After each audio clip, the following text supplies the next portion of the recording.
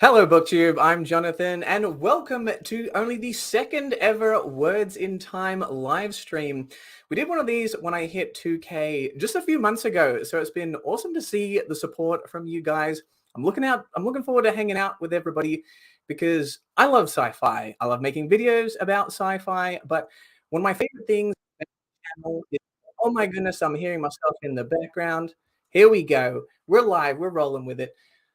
I love hanging out with you guys. I love meeting other people that enjoy sci-fi. I love whether it's in the comments or on Discord or chatting with you guys live and seeing you guys get into your own discussions about books, series, and stuff that I haven't even read is really entertaining to watch as well.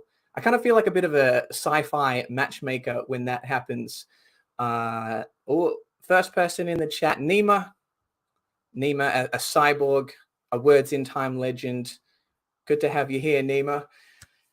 Yeah, I like bringing people together. It's, I think, like the ultimate dream for the channel is like, what's your goal for the channel, Jonathan? Is it millions of subscribers? Is it fame and fortune? It's no.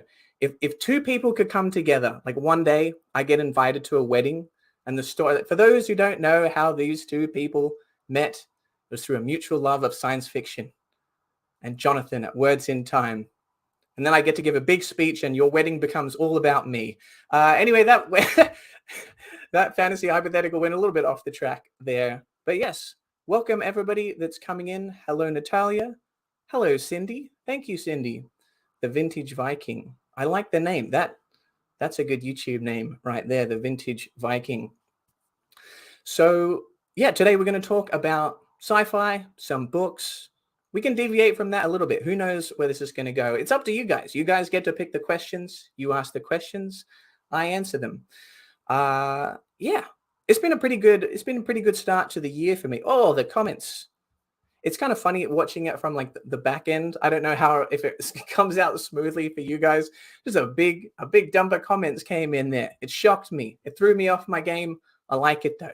I'd rather get thrown off my game due to people wanting to chat to me than I don't know, Freddy Krueger bursting in through the door. Although that would be great. That would be, if that happened, that would be great for my my stream numbers. That would go viral. Oh, Philip Chase, Dr. Fantasy himself. I love Philip. Had him on the channel recently, and he actually has a book that is either just dropped or coming out soon, The Way of a Dan. So if you are a fantasy fan, if you're a fan of Philip Chase's channel, I'm sure you're aware of it already. But if not, go subscribe, go check out his book. I'm really excited for that one. Let's see. What is everybody talking about? What's everybody been reading? Brave New World. I recently just talked about some dystopian books. Brave New World, an absolute classic, was an influence on a number of other books, including Player Piano by Kurt Vonnegut. What I think is one of his most underrated books and one of my favorite writers of all time. Let me see. Christy's in the chat. Nice to see you, Christy. Nick, an Android, an OG, a legend. Gave me some good recommendations recently. Got me to read Roadside Picnic. Classic. When did that come out? I shouldn't have. Jonathan, don't ask yourself questions that you don't know the answers to. Just talk about the book and everyone thinks you're an expert. You say, what year did it come out? And then when you don't have the answer to that question, you look silly and you only have yourself to blame. Anyway, Roadside Picnic by Boris and Arkady Strugatsky brothers. Loved it. Very weird, very philosophical, very thought-provoking. Not sure I understood it, but I really enjoyed that book, especially the beginning and the ending. All right, let me see. This is a Q&A, so we'll take some actual questions. Cindy, how long have you been into science fiction? That's a great question, Cindy. I think I've always liked science fiction. As a kid, I mean, sci-fi movies, sci-fi stories, I think I was always interested in them. But when it became my thing, it's like, yes, this is my genre. I want to read more of this.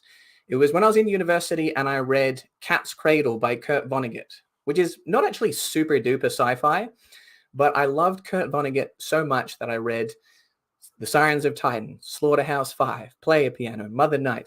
And not all of his books are sci-fi, but Slaughterhouse-5, The Sirens of Titan, they're very sci-fi. And I just loved how imaginative it was. I liked how you could kind of incorporate different sort of social elements, philosophical elements, things to do with technology. And from there, I just started picking up all of the classics, your Dune, your Ender's Game, your Foundation. And it was when I read Hyperion, which is when I decided I want to start a channel, because I've been watching a little bit of sci-fi on YouTube, and I thought, yeah, there's a few really great channels, but there's not a ton of people that focus on sci-fi. There's lots of fantasy channels, and fantasy's great. I like fantasy too, but I was like, I feel like there's a bit of a niche here that needs to be filled, and so Hyperion was kind of that. Yes, I need to find people to talk about Hyperion with. Let me see, Jose from Peru. That's awesome. So as someone that was born in England, moved to Australia, lived most of my life in Australia, then moved to the United States, I love seeing people from the channel. People watch the channel from all over the world. And I've seen people from Sri Lanka, Argentina, Peru. It's awesome. Yeah. Sci-fi fans. I mean, yeah, sci-fi takes us all around the universe. Why would there not be sci-fi fans all around the planet? Cindy says she's reading The Twisted Dead. I'm not actually familiar with that one. So you're going to have to let me know when you finish it, whether you recommend it. Let's see here. Dale is the homie, big supporter of the channel. He just finished Childhood's End. It was an excellent book.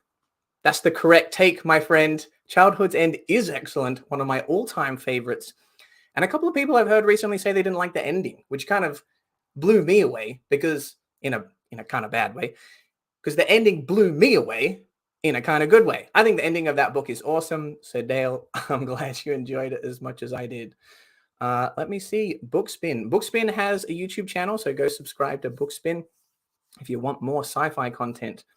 I haven't actually read any J.G. Ballard though, so yeah, you're gonna have to go to Bookspin's channel to get the J.G. Ballard reviews. Sorry, my friend. Let me see. I'm trying to keep up with all the comments. You guys are, man, the wordies, the witties, the timers, they're showing up in force. Let's see here. Plague of Demons. I have not read any of those books, but I did recently purchase not Hot House, but Nonstop by Brian Aldiss. So heard a lot about Brian Aldiss. Looking forward to that one. It has this kind of hilarious 80s action movie style cover, which I'm sure probably doesn't represent the actual contents at all. They were just trying to make book sales in the 80s. Let me see. SW Aja, 36 Streets. Someone did recommend this to me. This is on my TBR. I am trying to read more cyberpunk because I do quite like it. I have Snow Crash on the TBR to read soon. So yeah, if I'm feeling like I'm going on a bit of a cyberpunk kick, 36 Streets sounds like the way to go. Oh, look at this. Shout out Mama Words in Time, all the way back in Australia. How you doing, Mum? I hope you're well. Hope the weather's nice in the Southern Hemisphere. It's been miserable here by Los Angeles standards. Nobody wants to hear me complain about Los Angeles weather. It's been fairly cool. And it rained a little bit. And us Los Angelinos didn't like it. So you can all feel sorry for me. There you go. I kind of inadvertently answered this question. California, Cindy. Shout out to all my Californians. Well, we're gonna go. We're rocking back and forth to try and get the camera back in focus. Tricks of the trade. There you go. Let me see. Ooh, Philip. Okay, Philip. This Book of the New Sun. It's got to have one of the most passionate fan bases within the sci-fi/fantasy community. Dune's probably number one. The Dune fans go hard. After that, it might be fans of Book of the New Sun. So I only read the first book, and I kind of get the appeal. I respect it. The world building is very ambitious. It's very weird. It's unique. The language, how it kind of incorporates like history and academia, and there's this fun sort of play with words not necessarily meaning what you think they mean, because our narrator is unreliable, and B, this is potentially millions of years in the future. I struggled to connect to it though, just because I really could not connect with Severian. And when you have a first person story, I don't have to love the main character, but I at least need to feel invested or interested or connected in some way. And I just wasn't able to get there with Severian. So it's not one of my all-time favorites, but I do understand why it's so unique and why other people have that love for it. I'll be interested to see your thoughts, Philip. I feel Philip Chase. He's going to be. He'll get to the bottom of it. If someone can figure out what on earth is going on in that series, I think it's Philip. Dale. Man, you guys are asking me all the tough questions. You're putting me on the spot.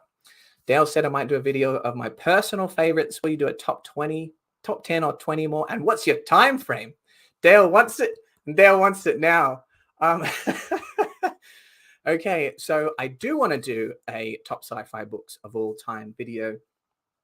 I've kind of been sitting on that for a bit because that's, of course, there's maybe other things, creative things, unique things you could do to really kind of hopefully hit with your audience, get people to click on it, provide that the good, sweet, addictive sci-fi content that all those sci-fi fans crave. But your top 10 book list, that's kind of a moneymaker, right? So I want to do something special for that. I've been thinking, how can I make that unique? How can I make that special? I really want to prepare something good for that. So it's this year, 2023, I'm going to do my all-time list. I'm not going to be any more specific than that, but I'm going to put a lot of effort into it, and I hope you guys like it. Let's see. Holly Bell just read Way Station and loved it. That is awesome. That's why we make sci-fi book videos, because there's great books out there that not everybody knows about. And I want to see them feel what I felt. And Way Station, I felt like, is a very impactful book. It's a very thought-provoking, interesting thematically, and I feel like it doesn't get talked about enough. I mean, it's a Hugo winner. It's a classic. Like it gets its flowers. But, in 2023 YouTube, I feel like Way Station deserves a little bit more love. Let me see. Federico, there you go. From Argentina. Big supporter of the channel. Love seeing Federico in the comments. I'm glad the time difference worked out.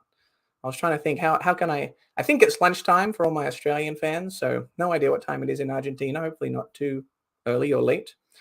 Let me see. Yeah, Cindy had snow. I should stop complaining about Los Angeles rain.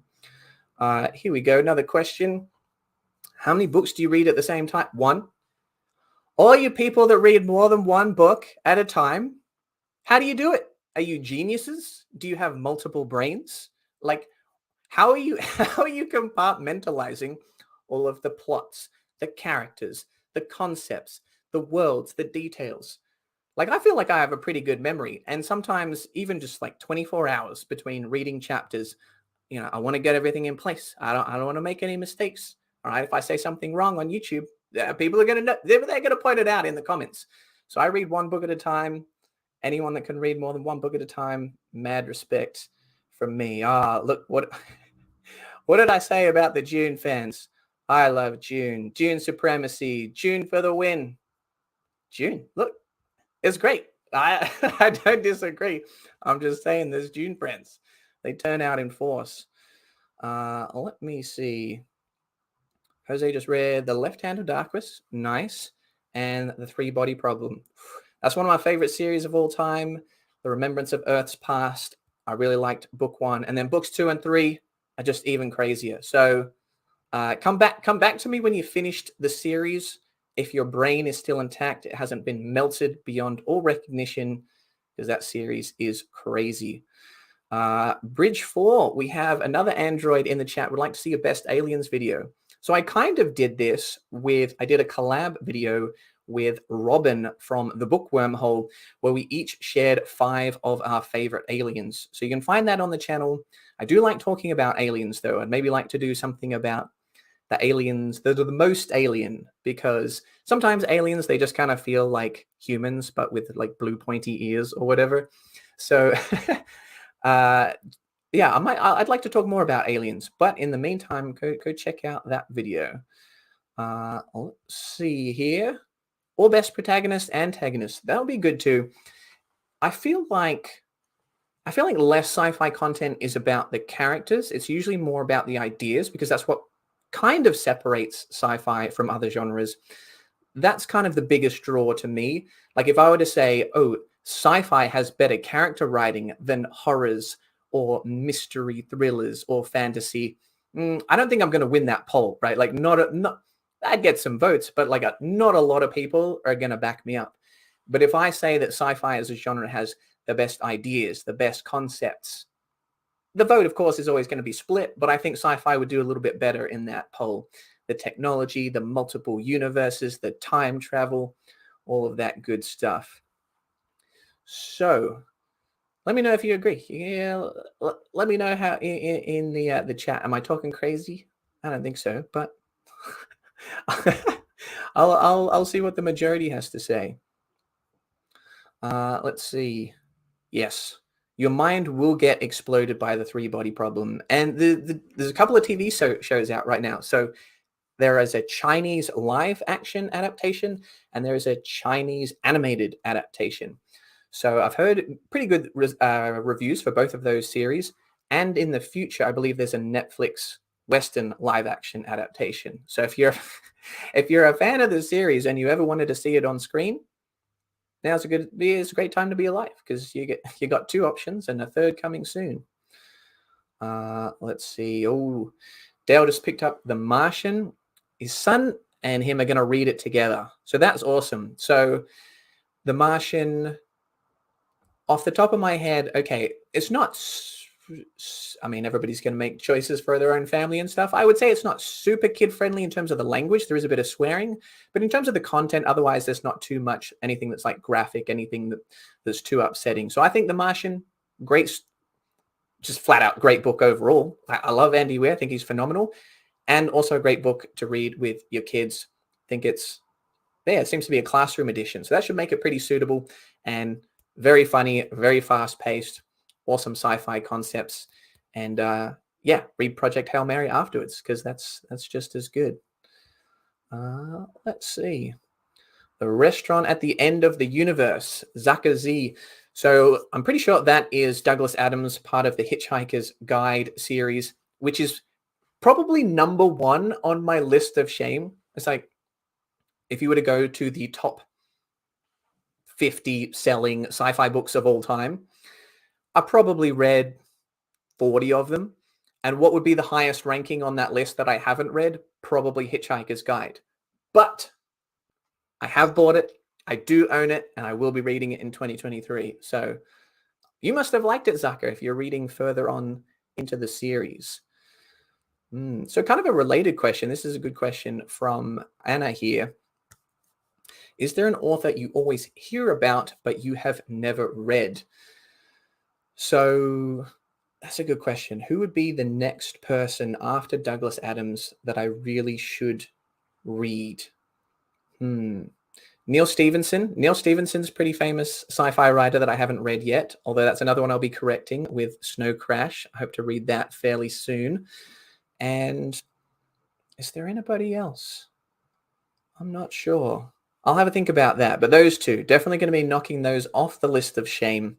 They'll gradually become less shameful because, you can't have read everybody. Let me see. I think we got some pictures for some of their favorite characters. Let me see. Cindy is a fan. Ooh, you love to hate. I love a good love to hate character.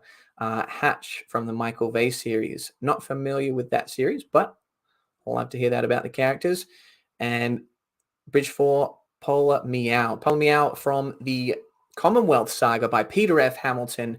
Just an absolutely monstrous duology. They're 1,000 pages long each. 2,000-page duology.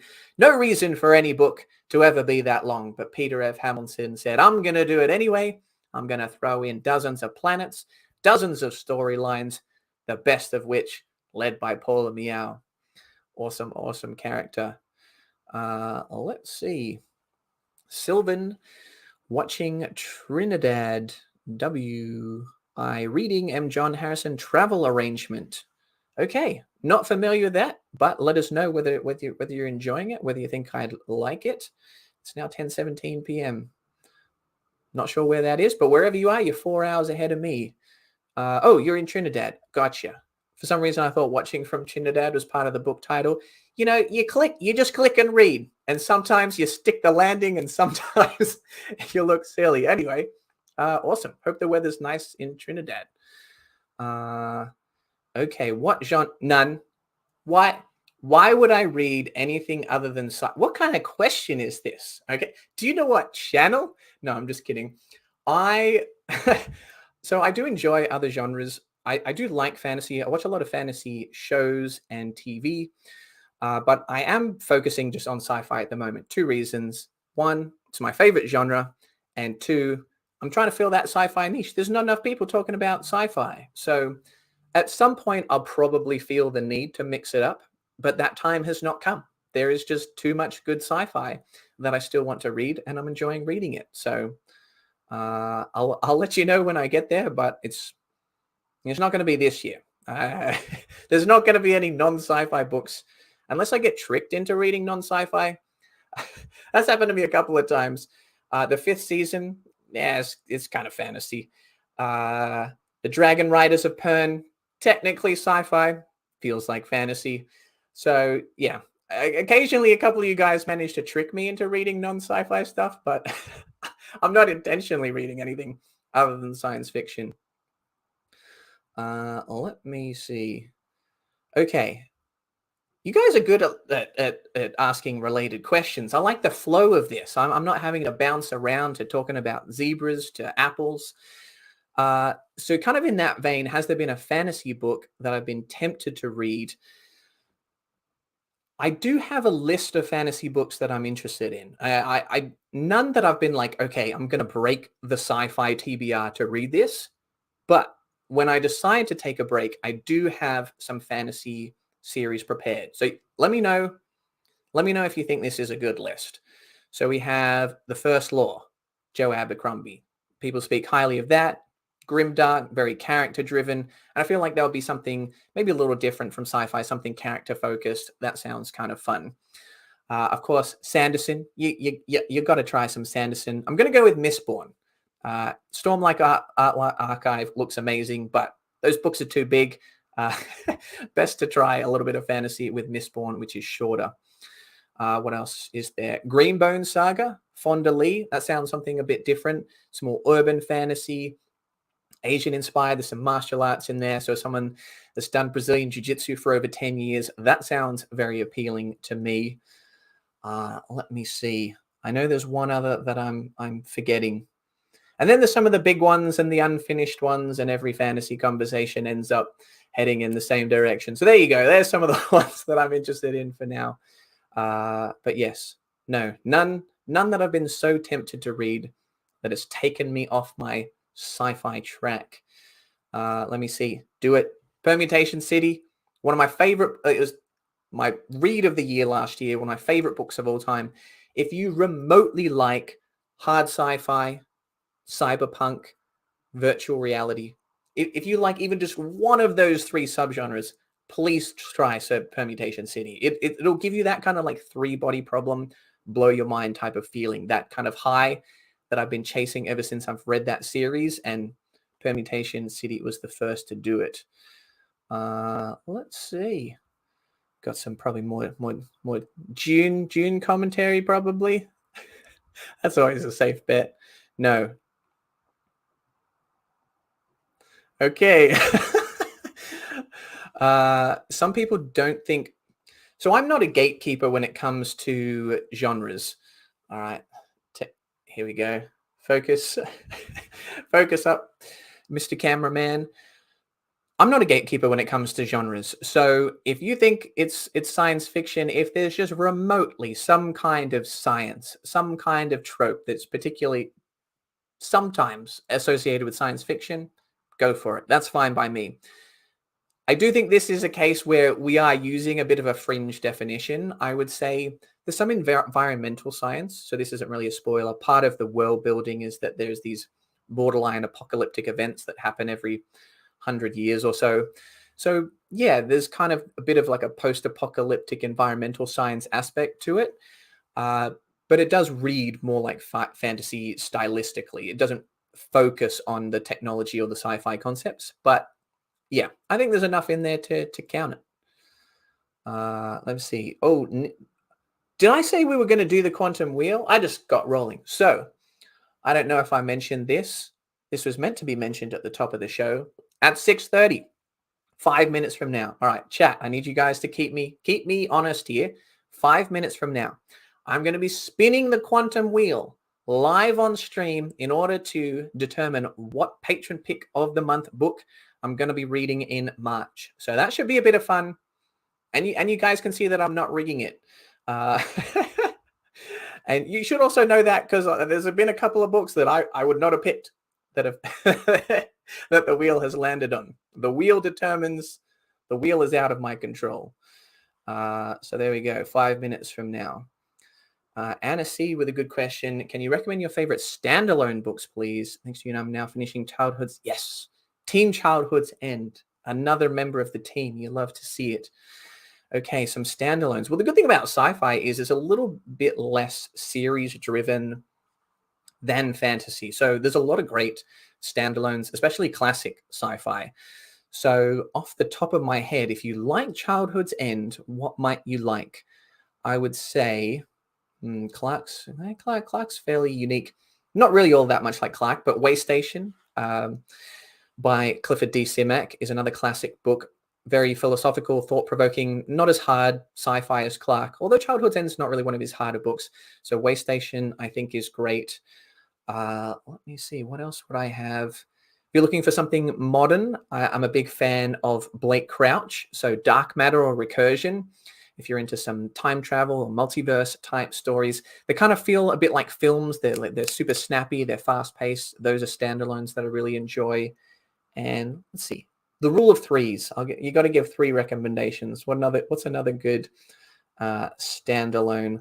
I shall go with Flowers for Algernon. Very light sci-fi, just kind of simple scientific premise, an experimental surgery, and it's a real tearjerker. If you like sad books, if you want to feel something, if you don't feel something reading Flowers for Algernon, you're a robot. And I love robots, but in this particular case, it means that you got to be stone cold not to feel something while reading Flowers for Algernon. Nick trying to trick me into reading Sanderson. Not going to happen. It will eventually. Let's see. Okay, that's interesting to know about Greenbone. Greenbone also doesn't refer to their magic as magic, but simply as jade, which makes it feel more sciencey. I'll have to find out for myself. What does this jade do? Maybe it's the chemical properties of jade that gives people special abilities. Maybe that's sci-fi. Maybe that's not fantasy. Let's see. Good question here from Bookspin. Do you read many sci-fi short stories or have any favorite short story writers? Cordwainer Smith is my personal favorite. Okay, I'm not overly partial to the short story. I'm not sure why that is. I've always been someone that's enjoyed more long-form content. So when I had a period where I was really into music and I just wanted to find as many different albums as I could from kind of all these different obscure bands and different genres from different time periods. And I liked individual songs. If a band had a great single, I would listen to it and I would enjoy it. But that wouldn't then become my favorite band. I always wanted to listen to albums. I would listen to the album start to finish. How did it work as a concept? I'd give that a rating in my own mind, and that would kind of determine my favorite bands. So for whatever reason, I haven't been super drawn to short stories. I like the novel more than the short story collection, but I'm not against it. If something comes highly recommended, like The Stories of Your Life and Others by Ted Chiang, that is on my TBR. I do really want to read that. And Cordwainer Smith, I am interested in reading. I'm more interested in reading Nostralia. And people will say, no, you got to read the short story collection first. I might not. I might just skip to Nostralia anyway. Let me know if that's a terrible idea in the chat. Yes. Oh, I didn't really give any answers. Welcome to the Monkey House by Kurt Vonnegut. Kurt Vonnegut's going to be a good go-to. If I can't think of anything off the top of my head, Kurt Vonnegut should suffice for some questions, unless it's about cyberpunk or something like that. Let me see. All right, I'll try and answer a couple. I think I'm falling behind the chat. All right, let's do 2 more questions, and then we're going to go to the quantum wheel. Let me see. Haven't read any Road of Silverberg. But Dying Inside is on the TBR for this month, so I will be reading it very soon. Jurassic Park, I didn't do a dedicated video review for it, but I did a mini review in a video a couple of months back. So if you search on my channel, you can see my thoughts on Jurassic Park. Dan from Treebeard Book Reviews got me to read that one, and I did enjoy it. It really made me want to watch the movie again. Okay, we're going to pause the questions. It's 6:30. It is time. All right. We should. Do you guys want me to do it like I do it in the videos? Okay, we're going to be, we'll get set. All right. Action. Welcome to the Quantum Wheel, where all of the patron picks are also. We flubbed it. We flubbed it. This is why we. This is what it's like. This is what it's like. How I actually make my videos, guys. It takes multiple takes. They're not done live, and this is what happens. You gotta. I'm glad I don't have to do this all the time. It would take me so long to make my YouTube videos if I had to do this to make the. Got a rock. I told you guys that the rock was the move. It's not working. All right. It'll pick me up eventually. I think I'm just moving too quickly. Take two. Welcome to the Quantum Wheel, where all of the line. All right, we got the producer in my ear giving me the line, the script, my own script that I wrote. Take three. Welcome to the Quantum Wheel, where all of the patron picks are both simultaneously picked and not picked until we observe a winner. Let's find out what I'll be reading in the month of March. Here we go. Spin the wheel. Quantum Wheel live on stream. It's not rigged. We are going to be reading. Dan did it again. Oh, okay. Okay. Look, I'm not mad. I'm just disappointed. So Horace Wright. Okay. So this is a Warhammer 40K book. I don't know anything about Warhammer. I don't dislike it. I don't know. I might end up liking this. It's the only book on the wheel that I didn't know anything about, that I wasn't already kind of excited to read. But that's the point of the wheel, right? The point of the wheel is to get me to read stuff that I might not already read. So I'll be picking up a copy of Horace Wright. There's like 150 books in this series. Look, the wheel picks one book. I will read a book in a series, but I am not committing to reading 150 Warhammer books. Chat. All right, cheer me up, chat. I need you to tell me that this series is great. I need you to tell me that you like this series. Any Warhammer fans out there? Much better. Mom, I'm only 61 books behind. So you know how I said I was going to be reading Dying Inside? I was going to read Snow Crash. I was going to be reading Hitchhikers. All of that's out the window. The rest of my 2020. I only read 4 books a month. It'll take me a year and a half to finish this Warhammer series. Oh my goodness. Who knows, Cindy? Not me. No. I'm half joking. People like Warhammer. I mean, if people are going to take the time to buy all of the models and paint all of the models and play the board game, read the books, I mean, you're not going to get a fandom that's that passionate unless there's something interesting going on. Like I was never super interested in Harry Potter. I watched all of the movies and I was like, oh, these are bangers. These are great. Like I get the fandom. Like I'm not a hardcore Harry Potter person, but now I get, so once you get into something like that, I'm sure you will, I'm sure I'll like it. You know what? I felt like I was a bit negative there, and that's my bad. In order to give back to the chat some positivity, there's nothing more positive if they were to cooperate. Wow, they're tired. She's tired. Charlie, this is not making for good live stream content. There we go. It's Charlie the mini poodle. You're having a little nap. I'm sorry that I woke you up just for content purposes. I feel like one of those bad parents that's always like pointing the camera at their kids. Like, that was funny. Say that again. Say that again for my Instagram followers. I'm sorry. I'm sorry I woke you up, Charlie. But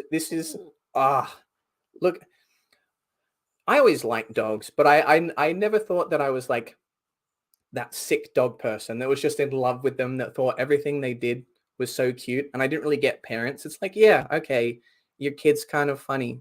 They got curly hair. They mispronounced the word spaghetti. Like, it's cute when it's your kid, but I'm not really all that entertained by it.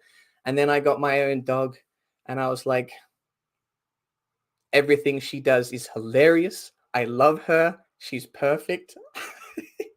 She just sits there. I'm just holding her with one arm, and she just hangs out like a baby.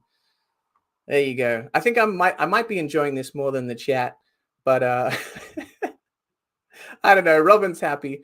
Robin's a fan of Charlie. Charlie's a fan of you. All right, we'll let Charlie get some sleep.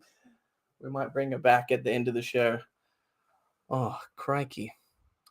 Let's see. So I'm definitely behind on chat now. let's see what I missed. Cool. You guys, looks like, spin the wheel again, you say? Okay, let's see. We got I kind of inadvertently brought up a bit of a Harry Potter debate. The Harry Potter books are indeed much better.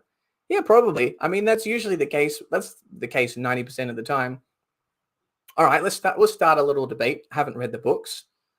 Best Harry Potter movie. Okay, I have strong opinions on this, despite never having read the books and only watched all of the movies once. Okay, Prisoner of Azkaban. That's top tier. I'm gonna go 3, 1, 2, 5, 7 part 2.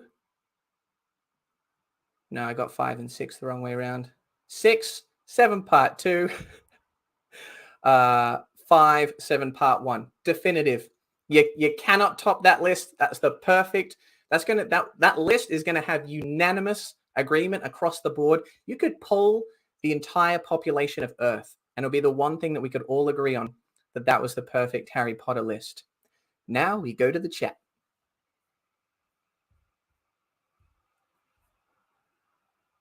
There we go. We got at least one person that agrees. Hayden, big fan of Prisoner. Yeah, it's such a good movie. It's so good because it still kind of has that like childlike charm to it, but it has a bit more of an advanced plot with the time travel. You got Alfonso Cuarón directing, so the visuals are phenomenal. The kids are slightly better at acting. Just it hits all the sweet spots that you would want in a Harry Potter film. Bring back Doggo. All right, you guys like Charlie. I would have been very upset if there was negative comments in the chat about Charlie. So I'm glad to see. What the? All right. How do I revoke somebody's cyborg membership? I think that was a glitch. I think Nima got auto-corrected there. Ooh, I like this. Ed Speller. I don't know if Ed's a long-time fan of the channel. Long-time fan of me. Nice to see you in the chat, Ed. Game is better than books. I could believe that. I have not been gaming as much recently. Life, when you hit your 30s, life gets busy. You got a dog to feed. You got a job to go to. I was getting a master's degree part-time, doing YouTube. Unfortunately, video gaming has taken a bit of a hit. The one thing, I got Rogue Charlie in the background. The one game that has made me really wish that I owned a PS5 is, what's it called? Hogwarts Legacy. I'm not even that big a Harry Potter fan, but the game looks sick. So let me know if it's living up to the hype, because I think it looks like a ton of fun. Let's see. Same stuff I love. Was that just like the stuff that I do during the day? You're probably referring to another list. It would be quite funny though if if the stuff that you love is like, oh, hey, like having a dog, going to work, like this is relatable to me. I also enjoy these things. No Edit Book Reviews. Go check out their reviews. Go check out their book reviews. And apparently they like the same stuff. Do you like golf as well? Don't get me started on golf. If someone puts a golf comment in chat, we will be here for the next 40 minutes talking about golf. Let's see. Love you too, Ed. Let's see. Oh, we got more Azkaban support. I told you that was a valid opinion. She's a bottomless poodle. She weighs 16 pounds and she just is never full. You joke, but it's basically a part-time job. Okay. Ooh, I can choose to click on this or not click on this. I will click on it and out myself as kind of being a bit of a bad sci-fi fan. I've not really watched that much Star Trek. So chat, let me know, where should I start? If you're like, okay, Jonathan, we know Jonathan likes sci-fi, but we don't know if he's going to like Star Trek. What would be the best place to start? You're like, this version of the show, this season, this movie, what's the best place to try and get me to become a Star Trek fan? Let's see. Favorite type of golf club? Callaway. So I went to the I got a cheap starter set a couple of years ago for like $199, and golf's kind of expensive. And as I realized that I was falling in love with it, I wanted to play every week. I would gradually upgrade one club at a time. So I got a new driver, and I got a new putter, new wedges, and so on and so forth till I had the full bag. And I would go into every fitting. I would test out a bunch of different clubs. I was not predisposed to any particular brand, and yet Callaway came out as my favorite in almost all cases. Basically everything except my wedges and putter at Callaway. So there you go. Anyone working at the Callaway marketing team that would like to sponsor a science fiction YouTube channel, hit me up. Let's see. We got some Star Trek recommendations, I think, here. We got Voyage Home, Wrath of Khan, Original Trek. That seems to make sense. I would have been surprised if anyone was like, oh, you should start with the J.J. Abrams ones. Like, not that I mind J.J. Abrams, but I was just like, surely that's not the consensus that it's better than the originals, right? Let's see. Joseph with some love for First Contact and Next Generation is the best. Pretty much all positive comments for Star Trek. This is definitely a gap in my sci-fi film and TV fandom. The books. So did they? I'm pretty sure the show came out first. I don't know. I always have mixed feelings about trying books. Isn't that weird? It's like, here's a great book and they're doing a movie adaptation. I'm like, awesome. I love the book. I'm definitely going to go watch the movie. Then you have a great movie or show, and then someone tells you, hey, they've written the book version, or now there's a book series spin-off. And I'm like,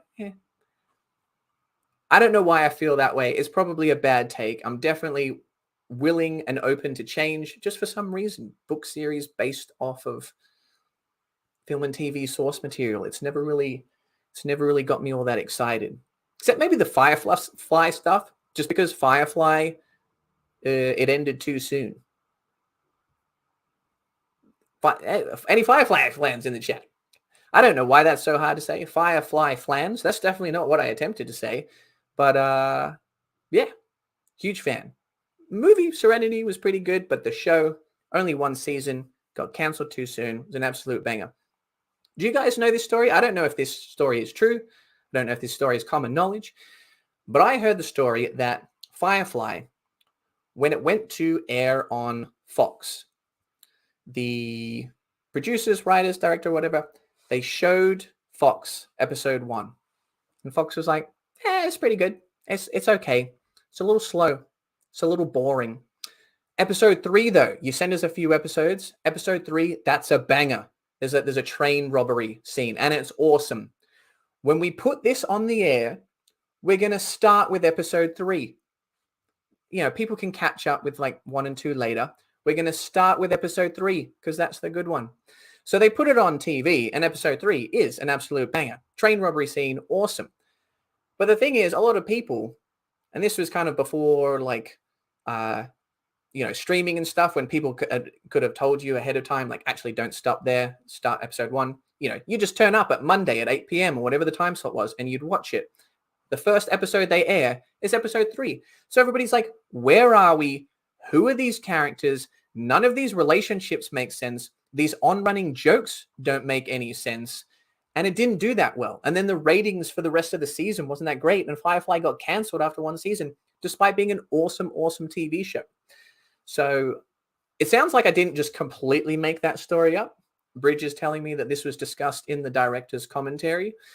So there you go.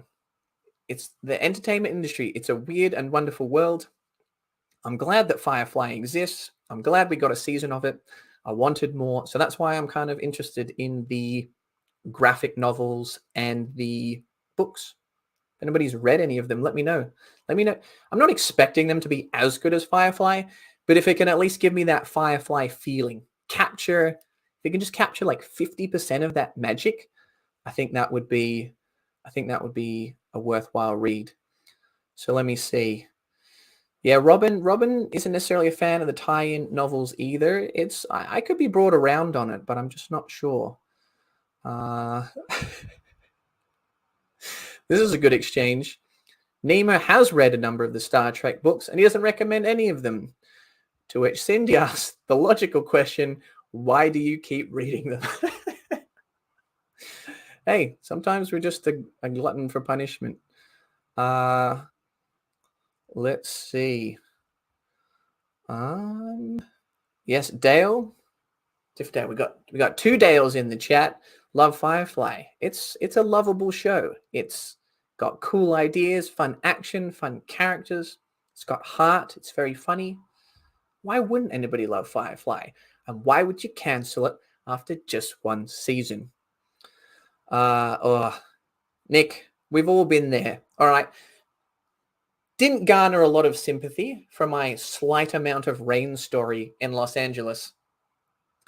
This is something that I think we can all relate to. This is something that I think will connect with people. Having a favorite show get canceled is just terrible. This is heartbreak lane we're about to go down. Let me know some of your favorite canceled shows.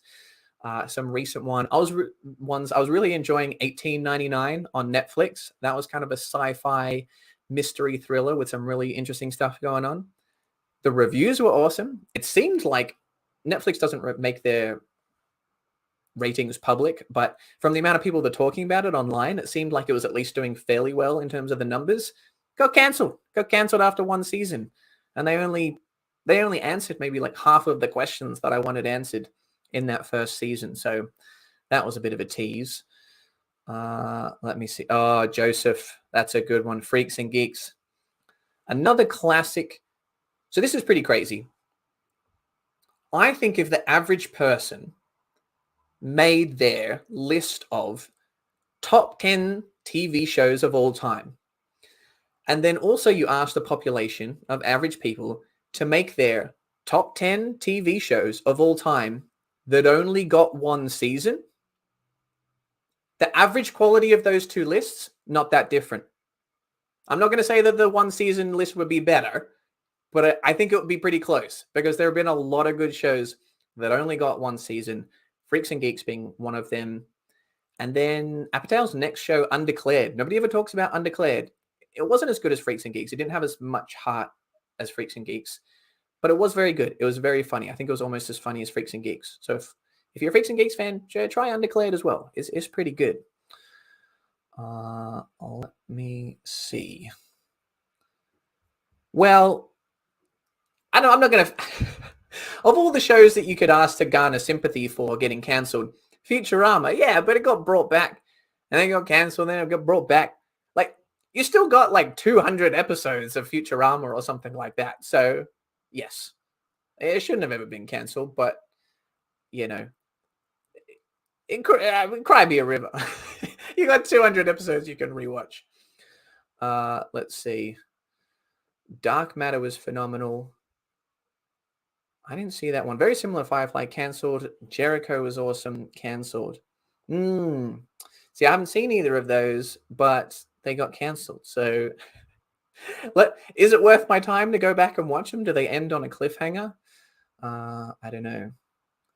Terra Nova. I haven't seen that either, but it's a dinosaur show. Any dinosaur, no matter how low budget, no matter how bad the reviews, any dinosaur show is at least going to be worth an episode. An episode's worth of your time. Let me see. Throwing it back here, Deadwood. Deadwood getting cancelled was so annoying. This was on HBO in the 2000s. It was a Western. Quality through the roof. And the writers had a 4-season arc, and they cancelled it after 3 seasons. And then the writer, like the head writer, went and left to do like some other show, like John from Cincinnati, that nobody watched. And then the show was like, oh, maybe we should bring Deadwood back. And he's like, no, I'm already working on this John from Cincinnati show. And then I think they wanted to like bring it back to do like a movie or something, but they'd already like torn the set down. So it would have been too much to like bring it back. And then they did bring it back with a movie like 15 years later. And I'd forgotten everything about Deadwood and I didn't have time to rewatch all 3 seasons. Just a debacle, absolute debacle. I mean, HBO, one of the best channels. A lot of my favorite shows are from HBO. Don't know why you canceled Deadwood after 3 seasons. That was pretty brutal. Let's see. This is a sad topic. Look, there's a lot of pain. I'm feeling a lot of pain emanating through the chat. And there's nothing that I can do to make it better. All I can say is that I'm with you. I feel the things that you feel. I care about the things that you care about. You are not alone. Wow. Okay, so I never watched Cowboy Bebop, but I know people loved Cowboy Bebop back in the day, probably like around high school. That was just an absolute hit show for some people. As someone that didn't watch it, I would have assumed that got many seasons. I can't believe that only got 1 season because of how popular it is. You learn something new. You learn something new every day. All right, let's see.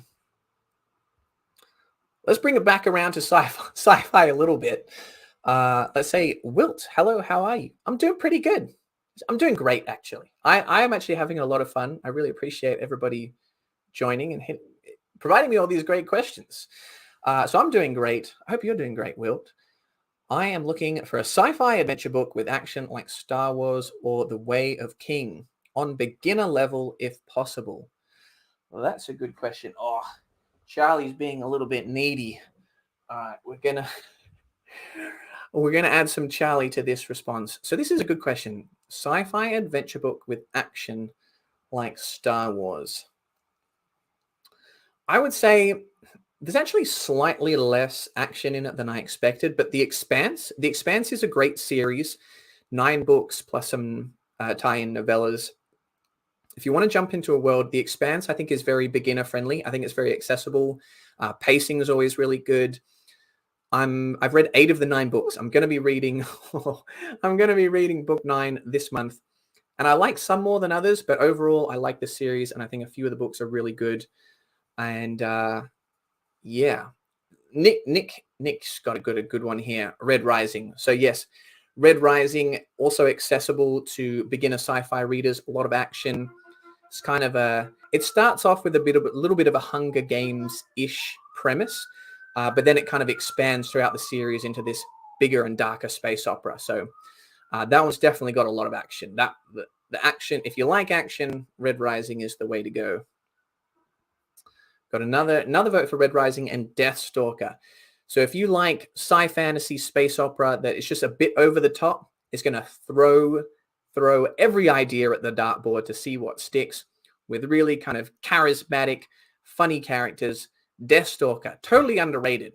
I don't really hear anybody talk about Deathstalker. I got Whitney over at The Secret Source of Storycraft to read Deathstalker, and she really liked it. So the people that I recommend it to end up liking it.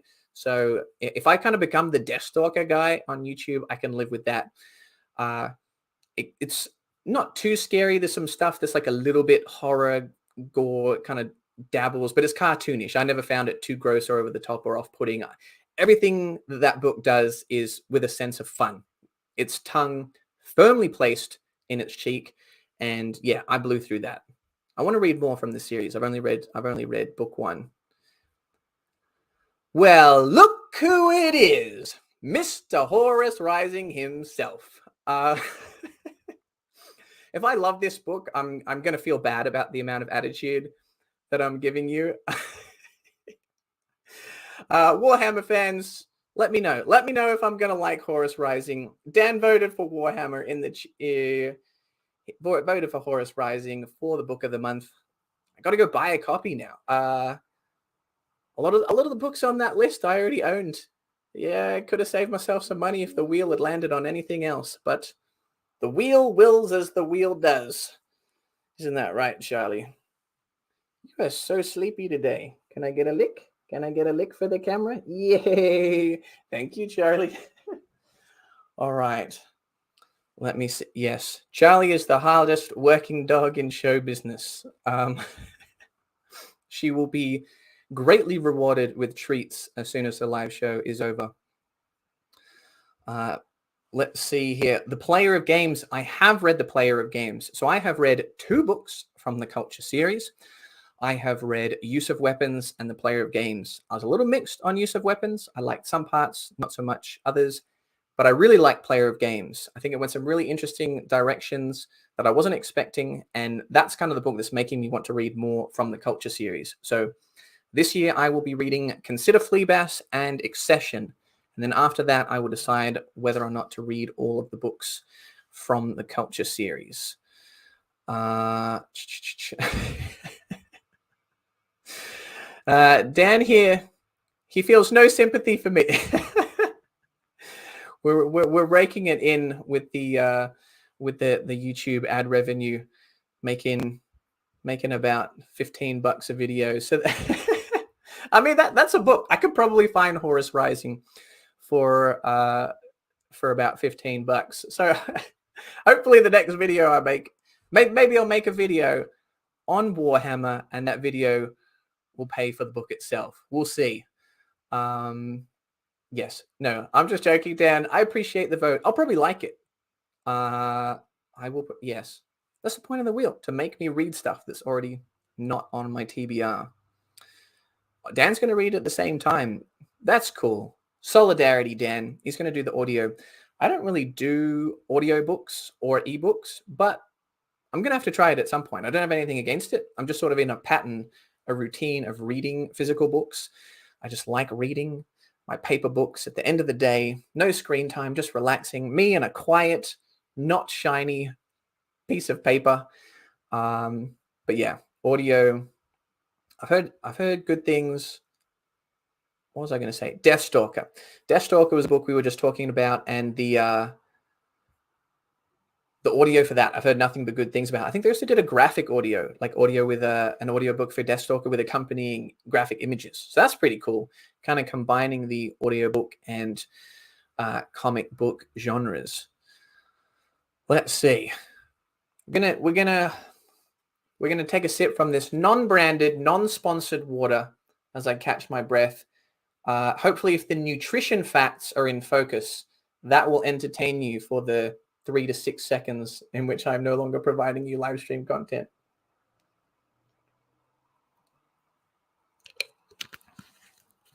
Seven out of 10. All right, let's see. Have I read any John Wyndham?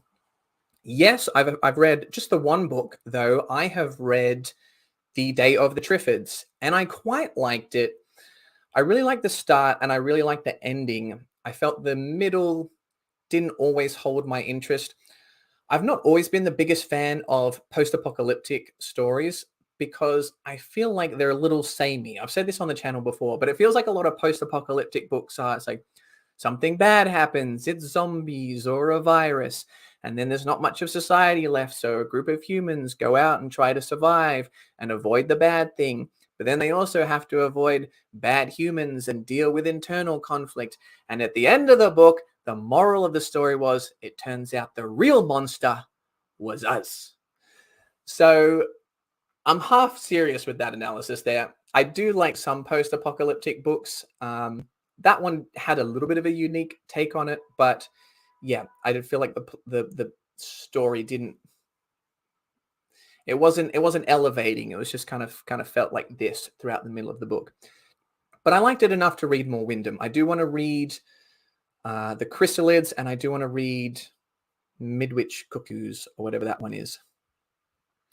Andrew in the chat. Andrew, big fan of Andrew's Wizardly Reads and his channel. Fun fact, first channel that I ever did a collab video with. Back in the day, what am I, like the 1970s? This was like 2021 or 22. Anyway, Andrew, we did a fun video. We swapped recommendations. So I tried to get him to read 5 sci-fi books. He tried to get me to read 5 fantasy books. Haven't read any of them, but I did buy one. I did buy The Shadow of What Was Lost, the first book in the Lycanius trilogy. So I'm not going to be reading it imminently, but that is a fantasy book that I do want to try. So thank you, Andrew, for that recommendation. Go subscribe to his channel and let me know in the chat whether that was a good one, whether you think I'll like the Lycanius trilogy. Let's see.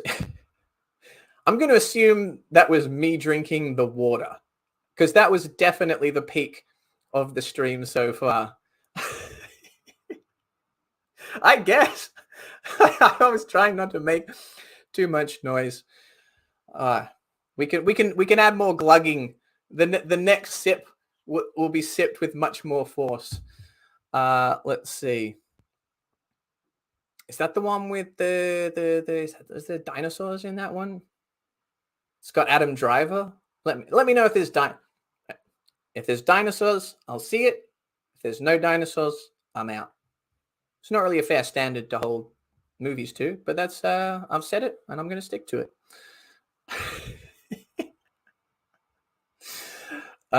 The chat wants the glug. Not going to happen. Let's see. Sylvan is a fan of John Wyndham's short story collection, Consider Her Ways. Okay. So I've heard quite a lot of Wyndham recommendations, but I don't think I've heard of that short story collection before. So I'll have to look that one up. If I do enjoy some more Wyndham, I'll definitely put the short story on the list. Yes. Let's go, chat. There's dinosaurs. I'm in. All right, 65. All right, I need to text Bonnie. When are we? Dinosaur. Yeah, it's a good combo. That I'd be surprised if that missed, wouldn't it? You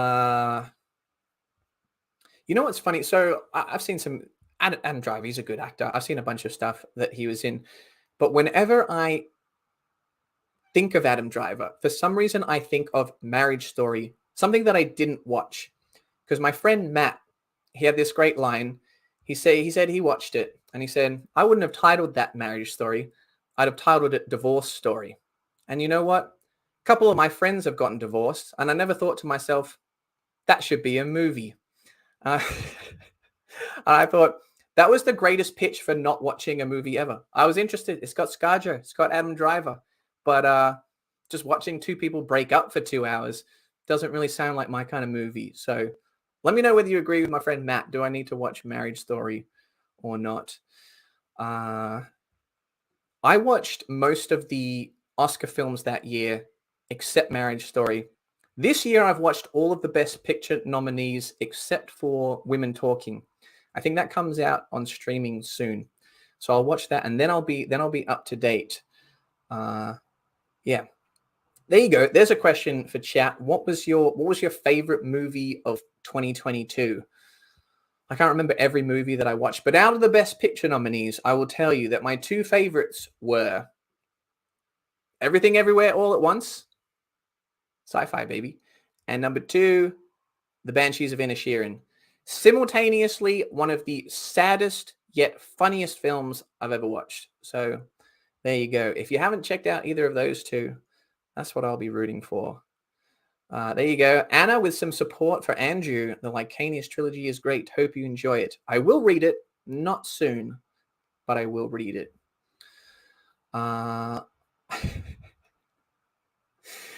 So this is sort of like the inverse of a friend. So I have a friend, Dutchie. Shout out Dutchie. Dutchie's not in the chat. We like a lot of the same stuff, but he hates reading. He doesn't read anything. And I was trying to pitch him on A Song of Ice and Fire, which I haven't actually read, but I was like, imagine everything that you love about the show, everything that's in this show, that's your favorite show, except instead of the action and the CGI, instead of the great delivery of the lines from the actors, instead of the wonderful score, it's words. It was a bad pitch. He didn't pick up the book series. I don't think I did a very good job of selling him on this series. This is kind of Dan's inverse pitch of that. Who needs movies where you can just sit and hallucinate reading a book? Yeah, there's pros and cons. It's hard to know what goes on inside other people's brains. Like, when people say I'm a visual reader or they say I'm not a visual reader, what does that mean? Who knows? Like, what are you visualizing or not visualizing? Like, I could be a genius, right? I could be painting the most vivid inner mind paintings of the stories that I'm reading in a book. I'm like a mental Picasso and never know it. Nobody else would ever know it. I would never know it because I don't know what other people are seeing. It's the stuff that I'm drawing in my own mind, just like S tier, just elite visuals. Or am I like a 5-year-old with a crayon just drawing these crude, dumb, incomplete versions of what the author is trying to convey to me? I have no idea. So I guess if you are a visual reader and you can really like hallucinate, like what's her name, Beth from The Queen's Gambit, when she would just look up and see the chessboard on the roof. If you can visualize things that vividly, yeah, it's probably better than going to see a movie. I mean, who can direct a movie better than yourself in terms of your own tastes? Let me know. Oh, Charlie wants attention. I might have to let her out in a minute. Let's see. I don't have a hard cap on the end of the live stream. I have a feeling like at about around an hour and a half, we might peak. We'll see. We'll try and do a George Costanza. We're gonna try and hit a high note, and that'll be our cue to exit. So let's see. Yes, we got some love for Banshees from Nick. Dale liked In Bruges more. That's not a bad take. So I have a boring Colin Farrell story. Is anybody interested in a boring Colin Farrell story? Now that I've got your interest, I was at a hot chicken, a Nashville style hot chicken place. Okay, I love fried chicken. I love Nashville hot chicken. And in walks Colin Farrell. And I'm like, oh, this is awesome. What an LA experience. I'm eating, especially in Australia, where we don't have, in Australia, we got pretty good food, but we don't have Nashville chicken. I'm like, I'm eating delicious food. I've got a celebrity walking in. I'm so LA right now. This was back before the rain. This is so LA right now. And my friends and I in high school, or we might have been after high school, but my high school friends and I, we loved In Bruges. It was one of our favorite films. We watched it a bunch of times. We thought it was hilarious. We thought it was awesome. And I'm not shy about talking to celebrities. I've got other boring celebrity stories. Jeff Goldblum, Woody Harrelson, Kate Mara. Anyway, and I so desperately wanted to go up to Colin Farrell and tell him how much me and my high school friends loved In Bruges, but he was with his son. And I thought, that's not cool. Like I feel like it's acceptable to go up to a celebrity if they're in public, as long as you're respectful. Just say, hi, big fan. Just wanted to let you know how important In Bruges was to me and my friends in high school. We loved it. We watched it a bunch of times. And I just wanted to say thank you. Enjoy your fried chicken. But he was with his kid, and I felt like that would have been weird. So let me know. Do you guys think I'm just making excuses for not being brave enough to talk to Colin Farrell? Or was I respectful? Because it was I think it was family time. Yeah, there you go. Thank you, Michael. Good luck to you and your kids. Get the kids version of The Martian and read it with them. That sounds fun. CGI. Ooh, This line goes hard. CGI can't compete with imagination. That's a fair point. Depending on depends how good your imagination is, but I'll believe you. Let's see. Yeah, Neema's got my back. He appreciated me respecting respecting Colin Farrell's family time. So did SW and Dan. All right, we got chat's approval on how we played that. I feel like I told my Jeff Goldblum story on the last live stream. I don't know how these celebrity stories keep on coming up. Let's see. Most people probably aren't respectful enough, so I say good for you.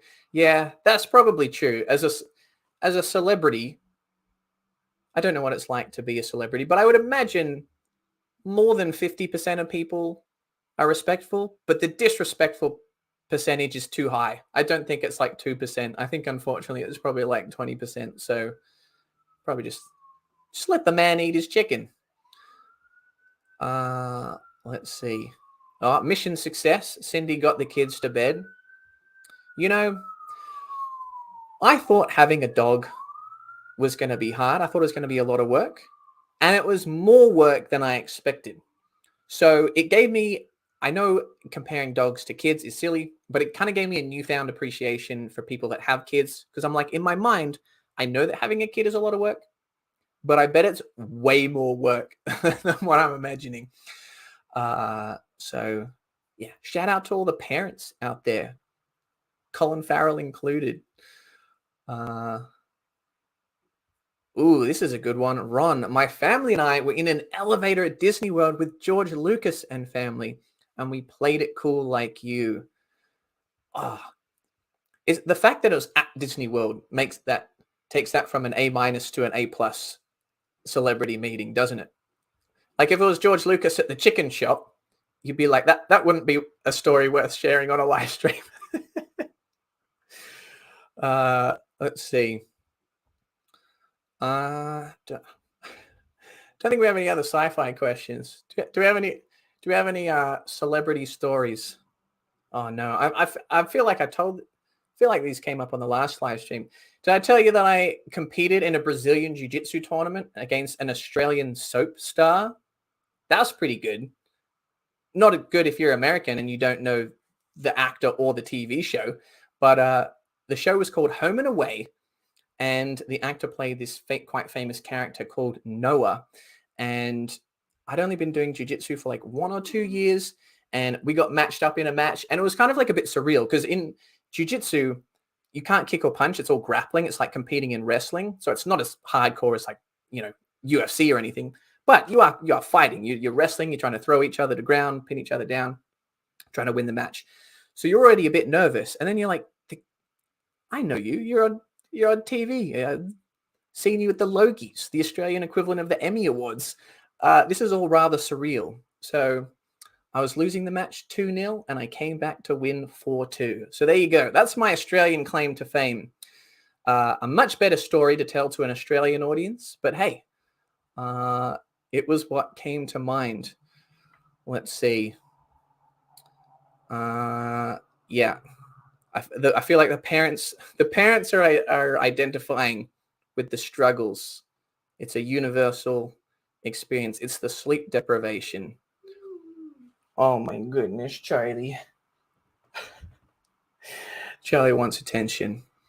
Let's see. Did his evil lost twin come in a fight and fight you after you won? Luckily not. I was tired. If there was an evil twin that was prepared to fight me at the end of that match, I'd have been losing match number 2. I needed a break. Oh geez. I'm not ignoring Charlie. She's just kind of out of reach, and she's being a little. There we go. There you go, Charlie. See, Robin's got your back. Your ears flipped over. Very. Both kids and pets always want attention. Oh, what do you have to say, Charlie? Charlie if you want to know this for whatever reason, Charlie is in the room when I film a lot of my videos. She's not in that many of them, but she's usually just hanging around. One time she knocked the green screen over. I wonder if I still have that footage. That would be kind of good. That would be kind of good blooper reel footage. Let's see. Yes. So I am married. So this is, I feel like it's a bit self-indulgent to tell how you met someone's story, but it's my live stream. So I was living in Australia and I flew over to America for 2 reasons. I came on a holiday. At the start of the trip, I was going to compete in a Brazilian jiu-jitsu tournament. I wanted to take on all of the American soap opera stars. And then at the end of the trip in America, I was going to go spectate a video game tournament, the Major League Gaming event in Anaheim. So in the couple of weeks in between, I was going to train at some jiu-jitsu gyms and just kind of travel around and enjoy my time in the US. First night out in Los Angeles, night 1. I go to a bar. Bonnie and her friends walk in. I haven't been there 5 minutes. She comes in. They haven't even got to the bar yet. And little did I know that Bonnie was the designated driver that night. So this was in 2013. She was out with her friends. We were 23, 24 at the time. And she didn't want to talk to any boys. She's like, I'm just here to kind of drive my friends around. She can't even take 5 steps into the door before I come up to her and I'm like, hey, how's it going? And she's like, where am I going? Where are you going? My intro was lost in translation. I said, oh, I just meant to say, hi, how are you? She says, no one in LA just comes up to you and asks you how you are. I said, well, I'm Jonathan and I'm from Sydney. So we met, ended up saying, I was like, I got to come back. Went back to Australia, came to America again, stayed a couple of months on a tourist visa, looked for a job, got a visa, moved to America. And that was 9 years ago. We got married in 2017 and it all worked out. So there you go. Bit of a kind of rom-com storyline. And yeah, we're batting 1,000 in the US dating scene. Let's see. Thank you, Cindy. I'm glad somebody liked it. All right. Let's see. I'll give you guys maybe like 2 or 3 minutes to see if there's any other final questions. And then I might have to go let Charlie out, but I'm honestly I'm very much enjoying this and I really appreciate the turnout and let's glug some water.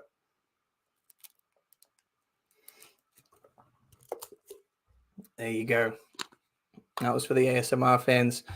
I bet you make way more money doing that than sci-fi YouTube videos. Well, look, anywhere you go, there's going to be friendly people, not so friendly people. There's a lot to like about living in Los Angeles. The food's good. The weather's usually good. You've got the beach, you've got the mountains, you've got the entertainment industry. So there's always shows if you want to go see stand-up or improv or music or theater. There's always a ton of fun stuff to do in LA. And I feel like Australians are very friendly. But Australians, I feel like, I wouldn't say they're reserved because Australians are pretty like open and laid back. But I feel like Australians don't go out of their way to make friends with or conversation with strangers. Whereas I feel like Americans are just like very willing to say whatever, whenever to people that they don't know, which is not always fruitful and productive, but sometimes it makes it easier to like make friends with people that you meet that you don't know right away. So yeah, you just got to find your people. We got a rock. We got to, I look like a boxer. No, I don't. Here we go. We learned last time you got to do it slowly to get the focus back. Oh, we had it and then we lost it. It'll find me. Let's see. While I figure this out, we'll throw up Robin's comment. There we go. Yeah. So yeah, but Robin just moved to California. We're not that close to each other, but if I ever drive that way, we should definitely hit up, what's it called? Space Cowboys. There's a very cool sci-fi bookshop near where Robin lives, I believe. So, or somewhere out there. We'll go for a drive. We'll find some cool books, and hopefully it's not snowing. Let's see. Thank you, Michelle. If I can get each viewer to at least just try one book that I recommend and they enjoy it, I feel like the channel has done its job. So I'm glad I'm helping out with your sci-fi needs. There you go. Shout out if you're in California, a couple hours east of LA, Space Cowboy Books. I met the owner. Absolutely awesome guy. So I really want to go check out the store. Let's see. All right, we've got Bridges traveled to Australia. He's been to Perth and Darwin. I think the culture is like the US, different everywhere. Yeah, so I feel like culture in Australia definitely varies. Maybe not as much in America. I mean, America's got 50 states, so the geography, the food, the culture, it's all very different depending on where you go. And it's a little bit like that in Australia as well.